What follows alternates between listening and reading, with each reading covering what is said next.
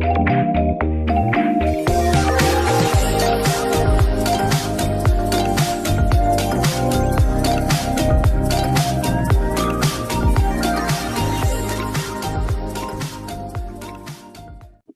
guys, it's Queendija, and in today's video, I will be reacting to episode 1 of season 2 of Windbreakers. Let's go ahead and get started in 3, 2, 1, go.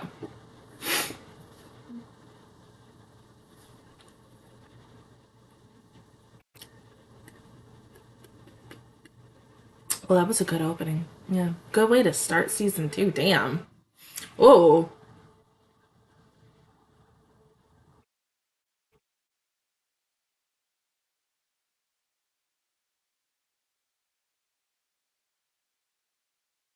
damn.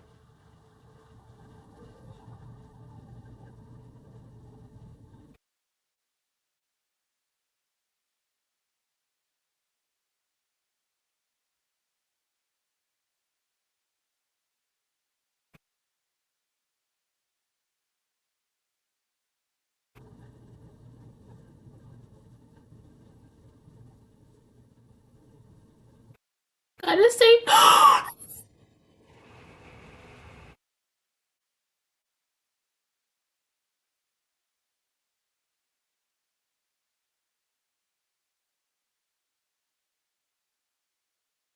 obviously, with that.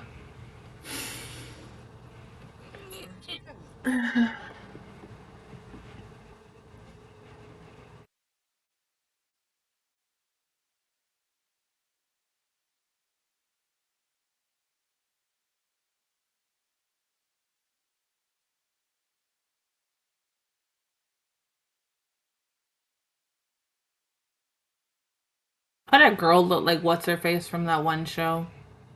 You know, the little girl who died and her friends got older and they found her at the end of the series. That show. I don't remember the name of that though. That was a good show. I cried my butt off.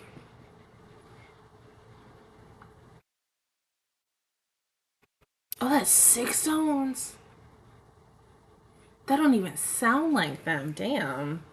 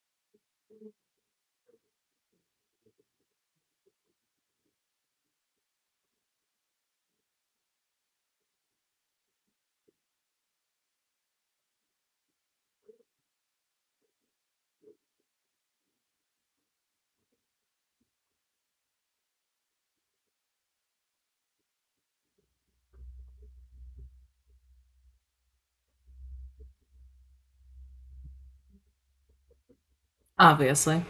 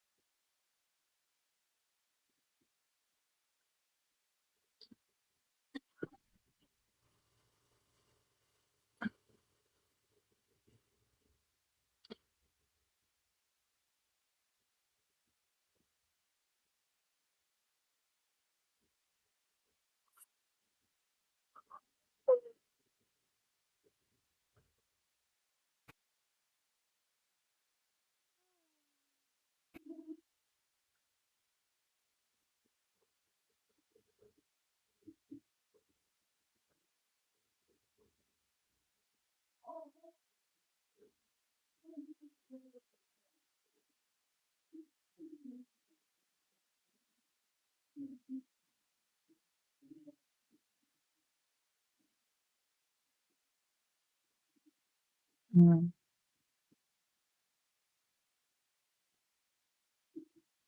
Hold on. Wait! Don't be fucking reckless.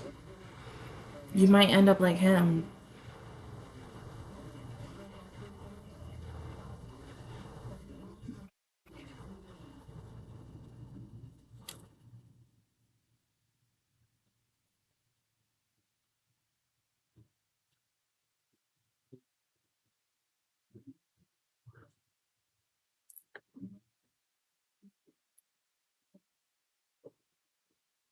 Remember to protect your boyfriend, babe. Because as we saw at the beginning of the episode.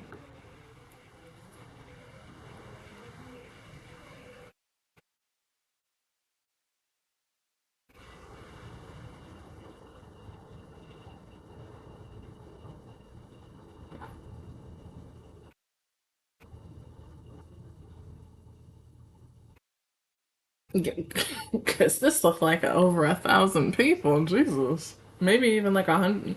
Not even 1,000. Maybe about a good 150, 200, maybe. And once again, they got bats. The cheating.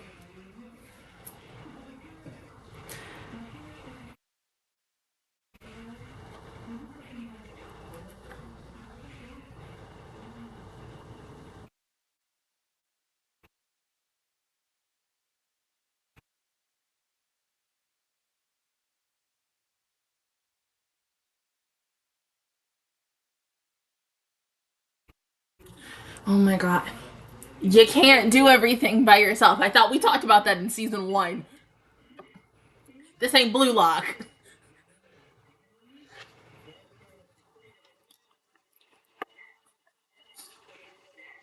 And funny, most of y'all are in Blue Lock too.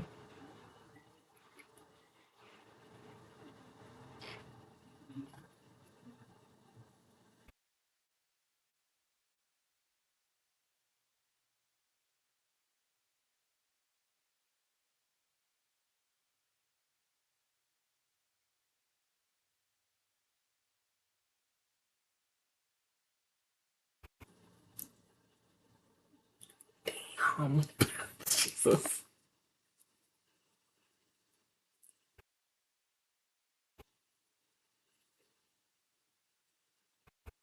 Nice.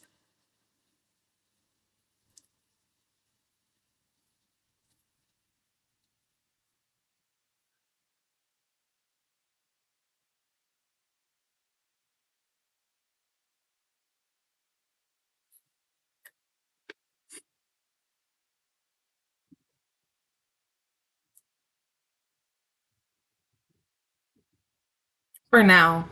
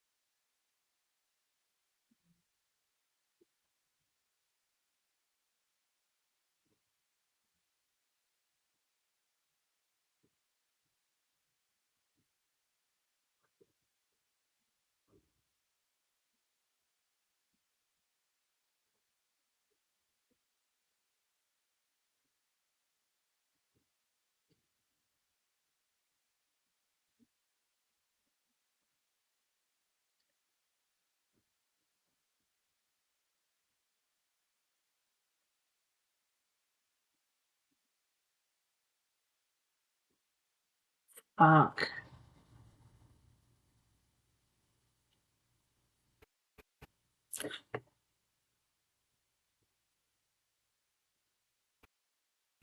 This mofo got a mother effing. You know you. Oh my fucking. Ugh.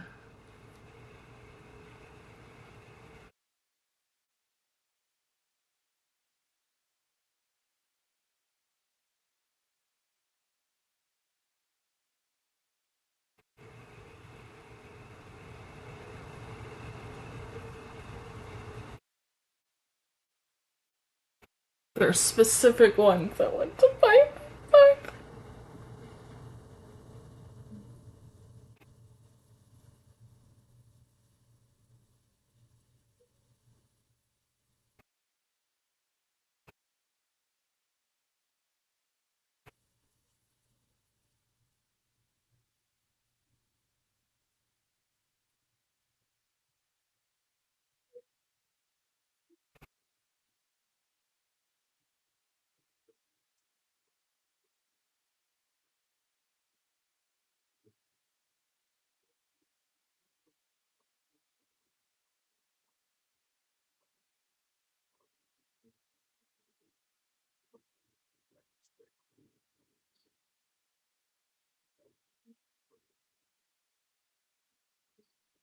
I was not expecting that voice to come out of him, but okay.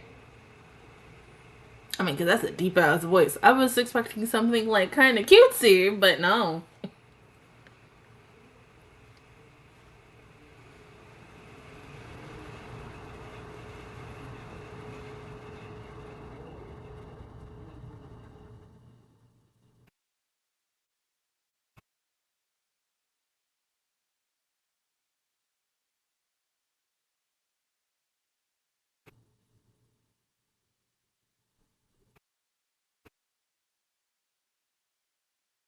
No, you'll see.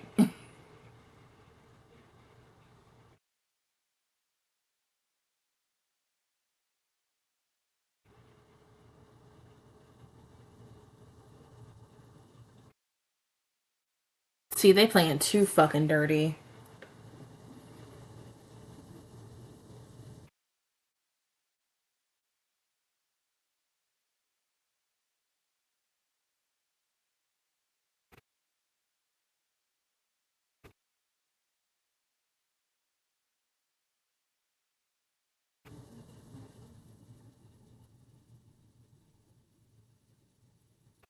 He could have fucking died. Damn.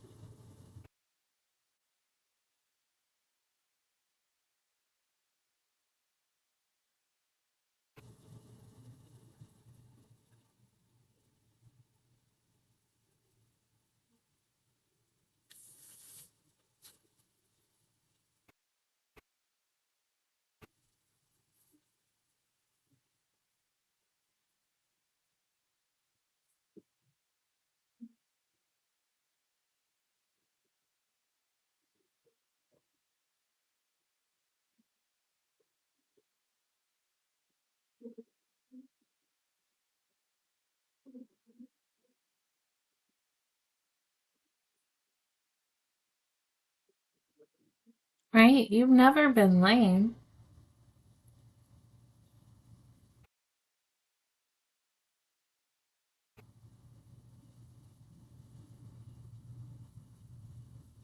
And I get the fact that he wants to help, but we obviously know what's gonna happen to him.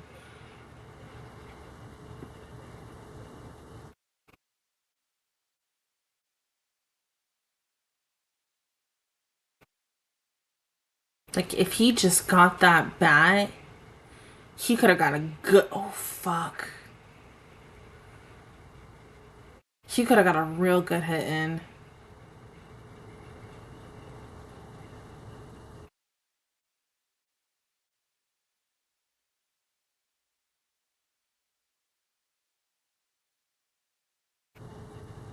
Save your boyfriend, please.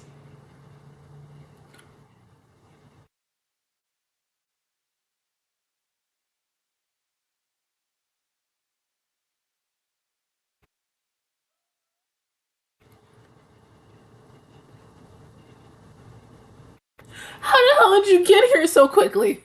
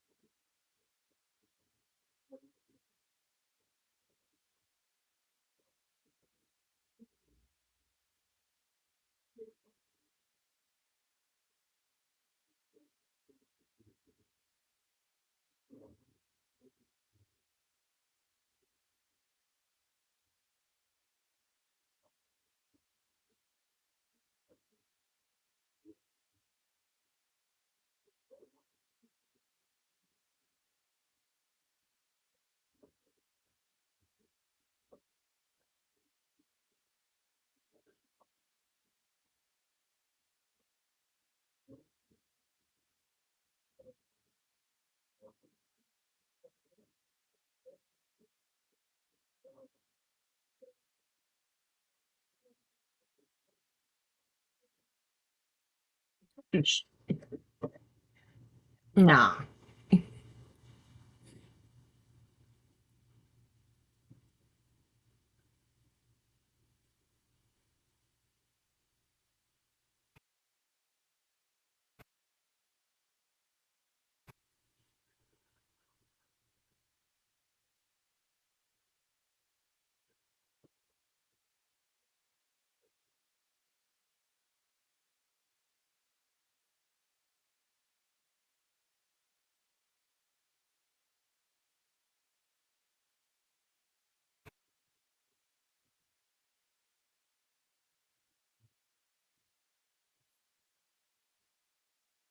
Okay.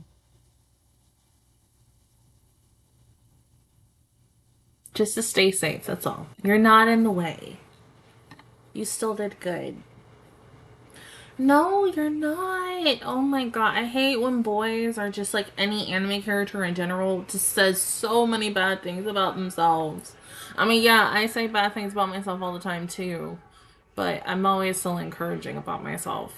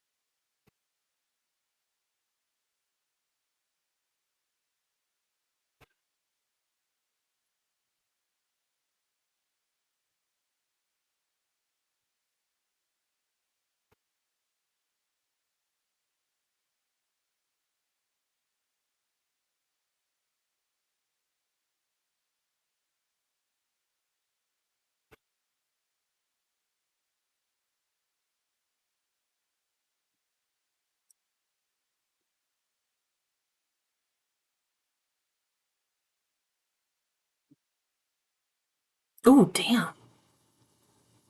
That's all you're really hearing from me with this show is like, ooh, damn, a nice hit.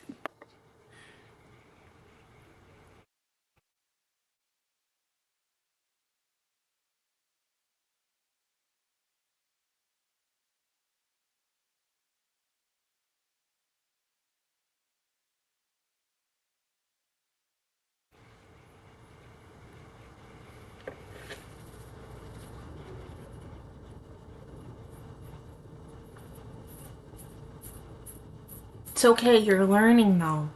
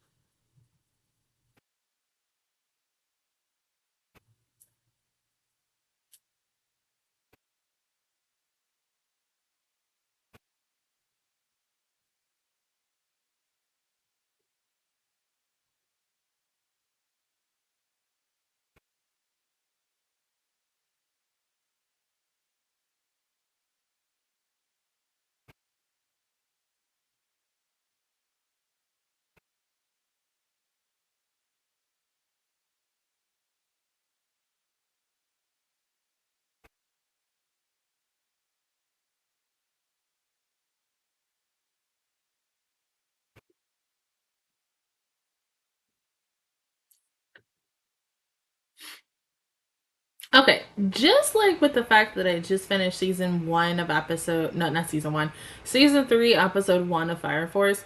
With this, like, I love the fact with both shows, they're continuing immediately right where they left off.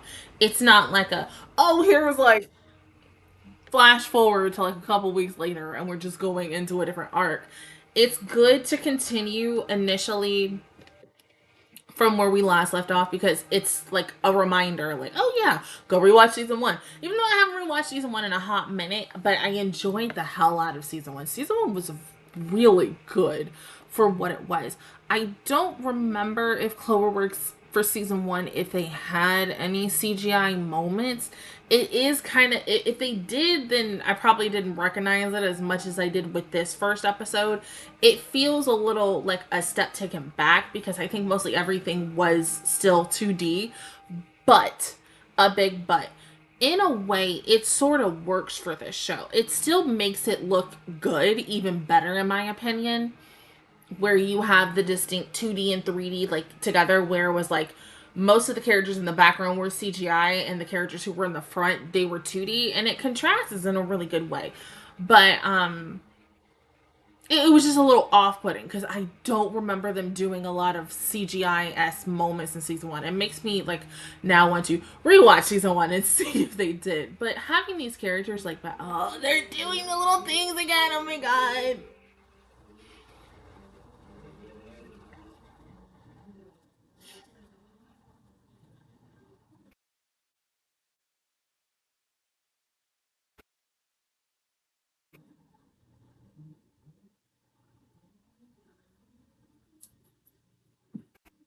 Really?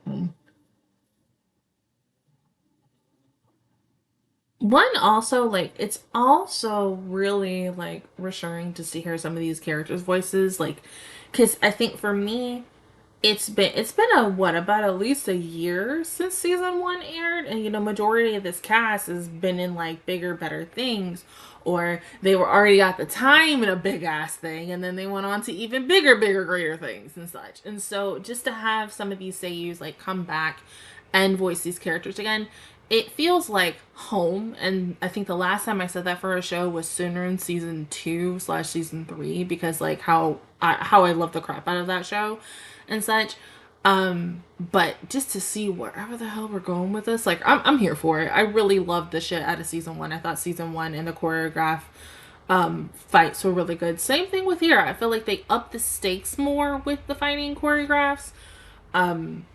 Like I said, love the contrast of 2D to 3D. We're probably going to see more of that, especially if there's ever more group fights going into this season. But one thing that I would love to see, like we kind of got a little bit in season 1, like how Sakura had like majority of his backstory. I feel like also with the majority of this cast, we need more context, backstory on them, like ASAP. Like I'm not saying by next week. Would love to see something next week. But if you can't, that's okay. But because of the fact is like it feels like every single character in the show except Sakura is still like what I like to say until we get like the backstory of them, they're mysterious and such. And I said that a lot, probably not like out loud like this, but in my head. Anytime when I was doing reactions on My Hero, or anytime for like any show that has like a big ensemble cast of characters and such, and when you're waiting for certain people to finally get their like I wouldn't say peakness, but the one thing that you're waiting for them to get, so like good ass conclusion or continuation on their story bits, and to learn more about them, like I eat that ish up, because you want to know why these characters are the way they are. And I feel like with season 2, we're gonna up the stakes like a lot more. I'm not sure yet because this is only the first episode, and once again, I have no idea where the hell this season is going after this initial arc of them, going into, because like I think I had probably said it when I got to the end of season 1 with the last episode, because to me, this the last episode of season 1 plus this, it feels like a filler episode, but not like a filler type episode or anything. Like when I'm talking like a, oh my god, like let's just say we're going to the beach, it feels like a filler side quest episode. What I mean by that, like it's still canon to the story, but it's not the main story. And there's nothing wrong with that. I think that's initially good for some stories, that they need to have something where it's like, oh, hey, here's a side quest, like helping out this girl with, her 2 friends that she grew up with and such, and solving that problem because they're both on 2 different freaking gangs. And neither gangs like one another, but, you have these two friends who, like, in a weird way, are like the Romeo and Juliet of this story as of right now. Except no one dies. Hopefully no one dies. But we just have to wait and see. But yeah, it gives that. But don't think that's a bad thing. Please don't. I think of that as like really good. Because I love seeing side quest that still is canonized to the main story, where like, you know, let's say several episodes later they'll be like, hey, remember when you did that such and such in episode 1? That's what I mean. So something tells me that this is going to come back up in a later episode down the road for Sakura and, you know, his group of friends. But other than that, guys, that is my reaction video towards episode 1 of season 2 of Windbreaker. If you guys enjoyed it, please give me a like. It really helps me out. Also, subscribe to my channel. I make videos every single day. Join the Mesh Squad. And of course, I will see you guys officially all Thursday. Next Thursday, yes. When I come home from work for episode 2. But until then, I will see you guys all next time. Bye.